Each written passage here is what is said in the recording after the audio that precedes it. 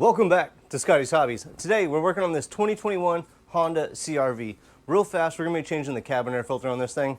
If you are like in a dusty climate, here in California pretty much, we should be replacing these about every 30,000 miles around there, or every like 3 to 6 months, just to keep the dust and pollen out of the cabin.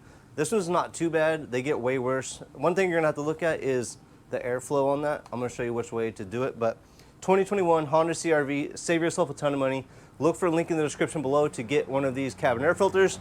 Don't forget to like, subscribe, and share while we're doing this, and it's only going to take you like 5 minutes. The intro is probably longer than that. So let's go ahead and do this. 2021 Honda CR-V. I'll put a list of range of models in the description below. Here we go. Real easy. You're going to come over to the passenger side, glove box.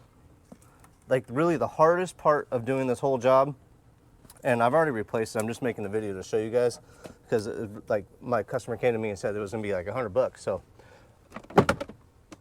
you're gonna get to it just like this. Open it up. You have this ear right here and another ear over here. You're gonna push those in simultaneously. Let me get you set up. So push on both sides and let it drop down a little bit, maybe about 1 inch or so. Before you go too far down, on the side right here, there's a little shock arm. That makes it so when it opens up slowly and nicely. It doesn't just flop down. All you're gonna do is with your thumb, push down. See, just flops right down. Watch, all your stuff is gonna fall out. Next, and already, here's your cabin air filter door. Each side, and you can see it says up. That's for your door, not for the air filter. You're gonna pop it off of each side. Comes right off, easy as that. Now here's the cabin air filter. Comes right out. This is a brand new one. I'm just showing you how to do this. And you'll see it says airflow right there. That's the flow of the air, or the directional flow of the air. The air is coming from outside the cabin, flowing into the car. So the air is flowing in to the blower motor right there. That's the way that these usually work. So if the blower motor is below it, which it usually is, you're gonna be pointing down. So in this case, pointing down, airflow. And all you're gonna do, real easy, is put this thing back in here. I noticed if you put it in like this, it sticks out a little far. So in this fashion, it fits a little bit better.